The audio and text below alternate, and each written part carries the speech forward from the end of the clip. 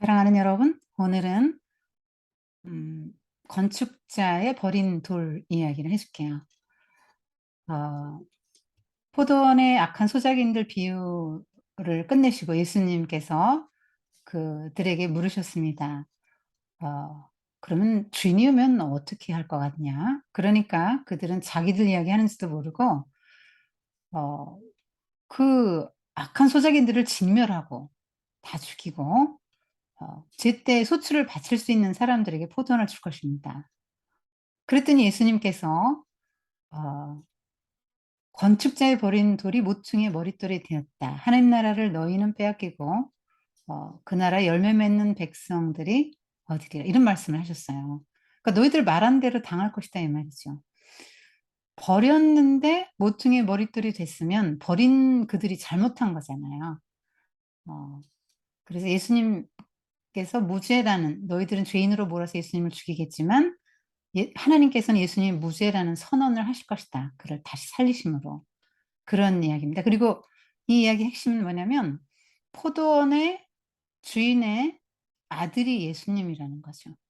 그리고 예수님이 그 모퉁이의 머릿돌이 되신다는 거예요. 그러니까 그들이 하던 일을 예수님을 따르는 제자 공동체가 이제 하게 될 거라는 거예요. 그러니까 머릿돌이라는 게 거기서부터 건물이 지어져 가는 거거든요. 그러니까 예수님이 머릿돌이라는 게 예수님에게 따라붙은, 예수님을 따르는 그 많은 사람들이 새로운 어떤 성전 체제, 그러니까 그 하나님 나라 공동체죠. 예수 제자 공동체. 그들의 역할을 대신할 것이다. 이것이 핵심입니다. 어, 이게 비유가 좀 상징하는 게 있잖아요. 그러니까 건축자는 유대 종교자들이고요. 돌은 예수님이에요. 아람어를 그때 사용했는데 돌과 아들은 이혼 관계라고 합니다. 그리고 버린 돌, 예수님을 버린다는 거죠. 배척하고 죽일 거라는 걸 암시하고 있고요. 모퉁이의 머릿돌은 예수님으로 말미암아 새롭게 이루어질 어떤 체제를 말하는 거죠. 그러니까 모퉁이의 머릿돌이면 모퉁이의 머릿돌부터 이제 건물이 지키자면 양쪽을 이렇게 쫙 이렇게 건물 양쪽을 지탱해 주는 역할을 하는 거잖아요. 머릿돌이 기초석입니다. 그러니까 눈에 잘 띄고요. 성전 뭐 어떤 건물이든지 그 머릿돌이 그 구조적으로 꼭 필요해. 이 돌이 없으면 집이 안 져집니다. 어 이 돌에 맞는 거는 심판이죠.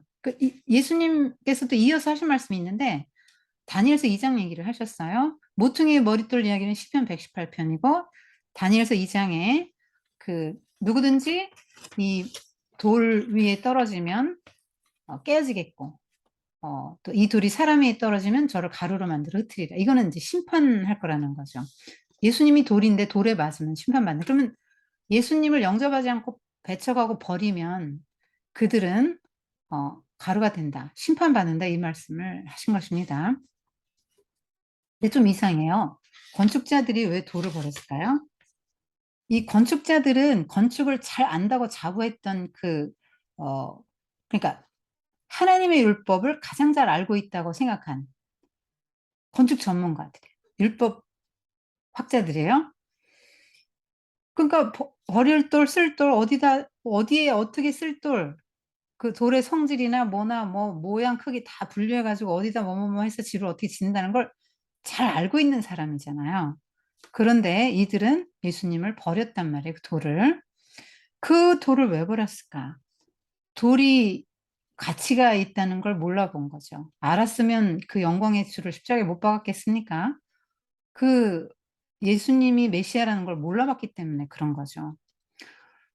여러분, 이 사람들은 율법을 전문적으로 연구하는 사람들이에요. 근데 어떻게 예수님을 몰라봐요? 그렇게까지 예수님에 대해 예언을 구체적으로 구약에서 해놨는데 왜 몰랐을까요? 이 전문가의 저주란 말이 있는데요. 그 어떤 한 분야의 지식이 많고 식견이 높은 사람을 이제 전문가라고 하잖아요. 근데 그 전문가들은 거기에만 함몰돼 가지고 다른 걸 못 본다는 거예요.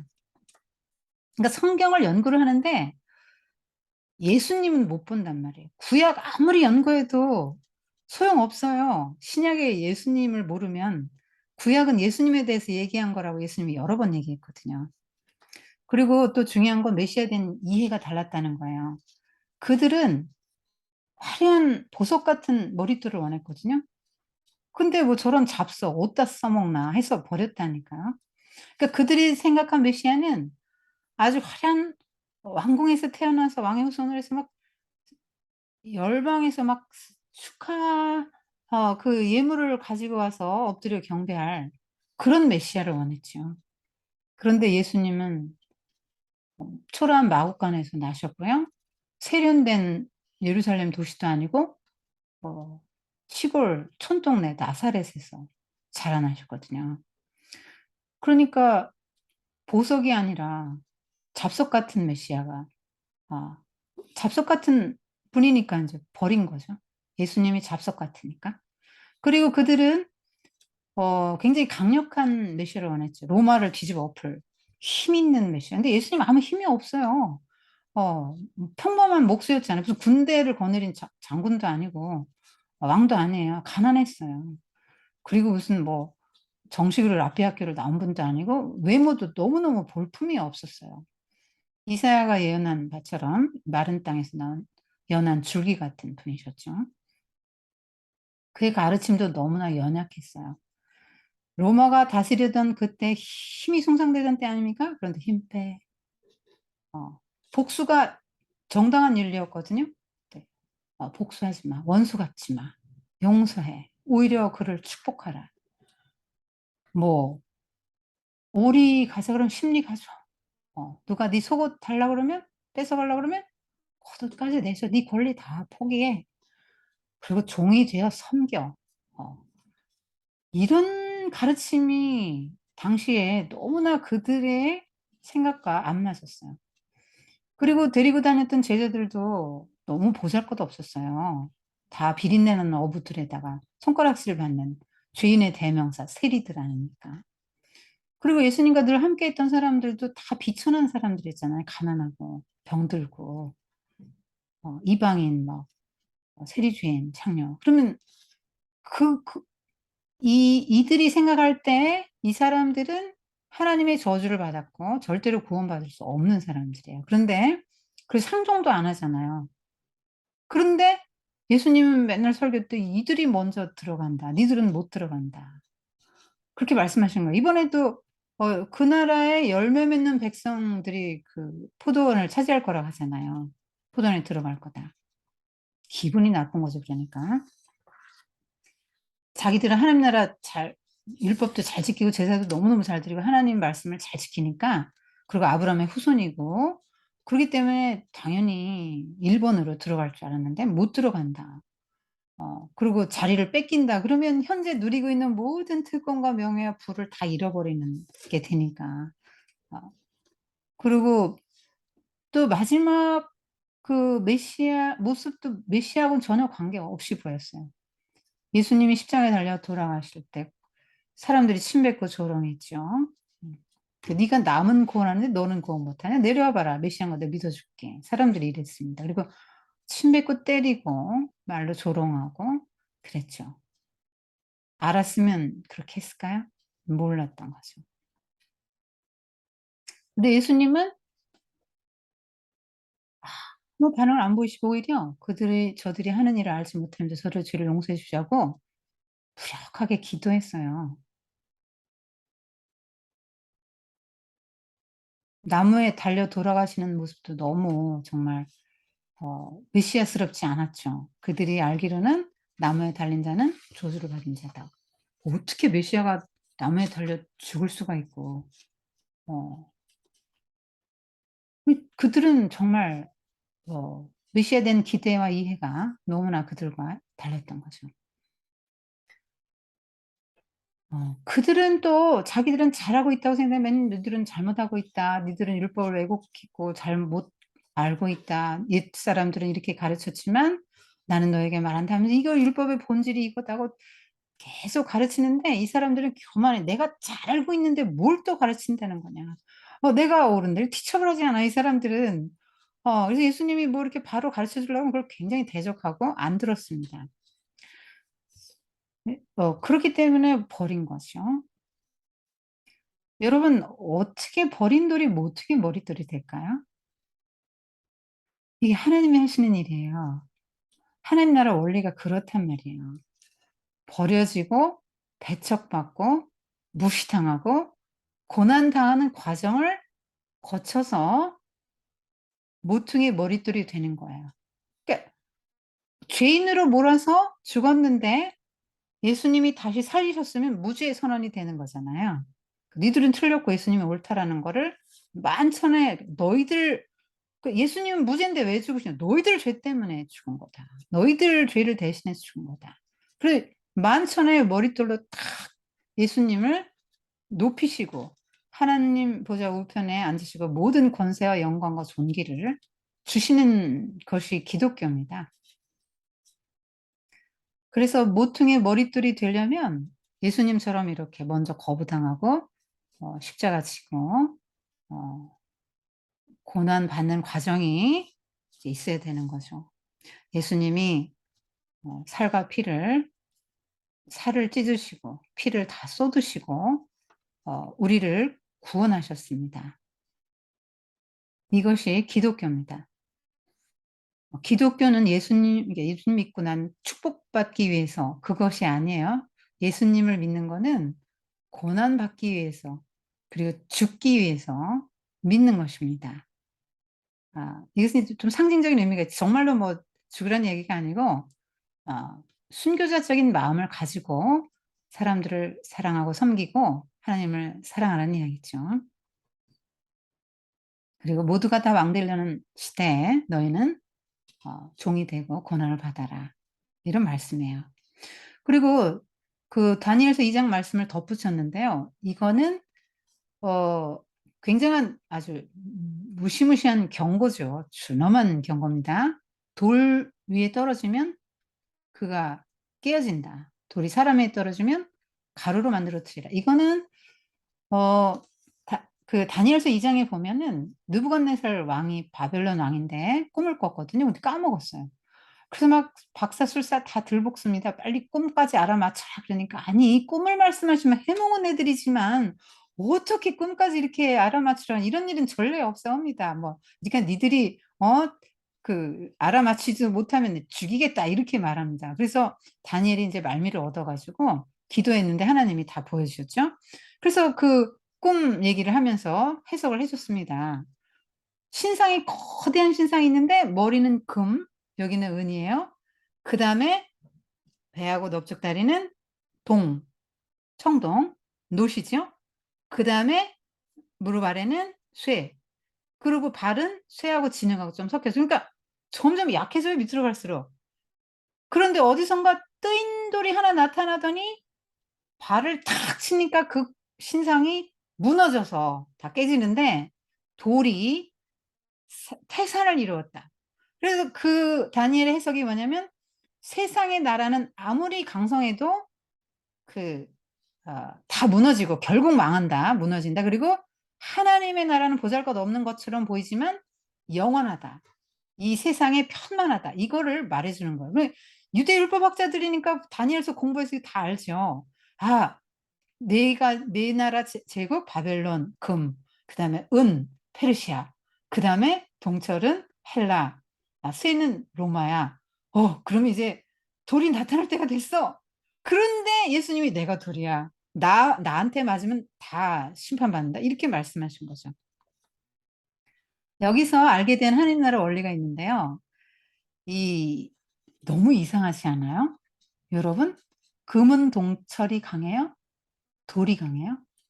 근데 어떻게 돌이 이겨요?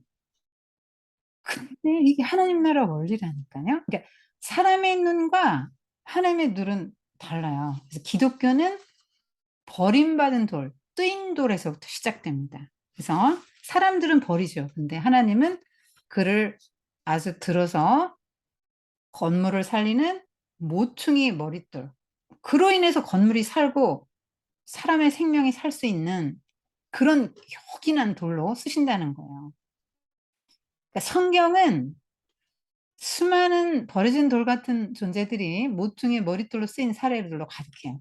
한 가지 예만 들을게요. 다윗. 다윗은 어, 아버지하고 형들에게 굉장히 무시당하던 사람이에요. 그 사무엘이 기름 부으러 갔잖아요. 사울 대신 이제 왕 삼을 사람을 선택하러 갔죠. 하나님 명령 듣고. 근데 아버지 이세가 다윗은 부르지도 않았어요. 왜? 아, 저런 게 무슨 왕감이야. 이렇게 생각했단 말이죠. 뭐. 그리고 또 형들 잘 있나 심부름 한번 전쟁터에 가봐 했더니 갔는데 형이 막 굉장히 아주 그냥 무시하는 말을 합니다. 너 양치기 주제 양은 어디다 누구한테 맡기고 왔어? 그렇게 말합니다. 이 왕감인데 양치기로 이제 매도하는. 너 양은 누구한테 맡겼어? 그리고 너 내가 네 마음의 교만함과 완악함을 알고 있다. 너 전쟁 구경하러 왔지? 아니 무슨 뭐 20세도 안 되고 어린 아직 10대 후반인데 전쟁 구경할 일이 있습니까? 가면 죽을 수도 있는데 아버지 심부름 간 건데 어떻게 형이 그런 말 할 수 있어요? 얼마나 무시했으면 그렇게 말합니까? 그러니까 마음에 상처가 가득하던 사람이에요. 다윗은 무시당하고 버림받고. 그런데 하나님의 눈에 볼 때는 왕감이었단 말이에요. 그래서 왕 되게 하셨죠. 양치기를 왕이 되게 하시는 게 하나님 실력이죠. 그러니까 사람들 눈으로 볼 때는 버림받을 만한 돌이에요. 그런데 하나님 눈으로 볼 때는 생명을 살리고 예, 건물을 살리는 요긴한 돌로 쓰일 수 있다는 거죠. 그래서 여러분이 만약에 나는 잘하는 게 하나도 없어요. 나는 버림받은 돌 같아요. 이렇게 생각하는 사람이 있으면 그 사람이야말로 머릿돌로 쓰임받을 가능성이 굉장히 많은 사람이에요. 그래서 이 버림받은 사람은 예수님이 그 심정을 너무나 잘 아시죠. 예수님이 버림받아 봤기 때문에 심정을 잘 아신다. 그리고 그 예수님의 손에 들려지기만 하면요. 어 잡석 같은 인생이 보석같이 되고 버린 돌 같은 인생이 보석 같은 머릿돌 같은 모퉁이 머릿돌 같은 인생이 되는 거예요.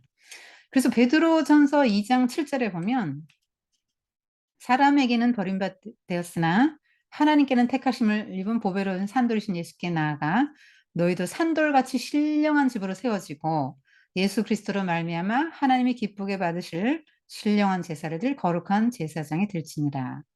그러니까 예수님이 산돌인데 예수님이 리빙스톤이란 말이에요. 리빙스톤인데 여기에 붙으면 같이 생명을 얻고요. 건물을 살리고 사람들의 생명을 살리는 거룩한 제사장이 된다는 거예요. 그러니까 이 예수님 모퉁이 돌인 예수님에게 붙어 있기만 하면 상상할 수 없었던 인생, 제사장이라는 거룩한 새로운 인생으로 탈바꿈하는 놀라운 역사가 일어난다는 거야. 자, 마칠게요, 여러분. 유대 종교자들의 생각과 이해와 메시아 된 이해 이런 것들이 달랐다 그랬죠. 그래서 예수님을 버렸어요. 여러분은 그럼 예수님을 어떤 분으로 알고 기대하고 있습니까? 여러분의 기대와 다르면 버리겠죠. 그래서 내가 예수님을 어떤 분으로 알고 따르고 있지? 나에게 복 주실 분? 내가 기도하면 내 시다바리가 돼 가지고 내 소원을 다 들어줄 분 정도로 여기고 있습니까? 예수님은 그런 분이 아니세요. 그리고 또 하나 생각할 거는 예수님을 모퉁이 돌로 삼아서 거기 딱 살아있는 돌에 붙어 있어야 된다는 거예요. 근데 많은 사람들이 무엇을 모퉁이 돌로 삼고 거기서부터 자기 인생을 지어갑니까? 자녀, 배우자, 돈, 직장, 내 사회적 지위, 뭐 내 건강, 나의 지식, 나의 재능 뭐 이런 것들을 토대로 해서 내 삶을 구축해 나가려고 하는 거예요. 뭐 그러면 기초석인데요. 그건 다 연약한 거잖아요. 무너질 때 내 인생 같이 무너집니다. 그래서 잘 생각해 봐야 돼요. '나 뭐 믿고 사는 거지? 나의 인생의 반석, 모퉁이 돌은 뭐지?' 하고 잘 생각해 보세요. 어 그리고 2000년 전이나 지금이나 사람들 태도는 별로 다르지 않아요? 예수님 소개하면 누가 잘 귀담아 듣습니까? '쓸모없다.' 이렇게 생각 "그런 거 뭐 때문에 믿냐." 이러죠. 예수님 대적하고. 그렇습니다. 여러분은 예수님을 메시아로 잘 알고 있습니까? 기도합시다. 하나님 아버지, 어 저희는 다 버려진 돌 같은 존재입니다. 아 예수님의 손에 들려서 살아계신 그 예수님, 보배로우신 산돌이신 예수님에게 딱 붙어 있어서 사람을 살리고 건물을 살리는 귀한 어 그런 어 사람들이 다 될 수 있도록 도와주세요. 그리고 이 유대 종교 지도자들처럼 예수님에 대한 기대와 이해가 달라서 예수님을 버리지 않도록, 우리가 예수님을 바르게 알 대로 알 수 있도록 도와주세요. 예수님의 이름으로 감사하며 기도드립니다. 아멘.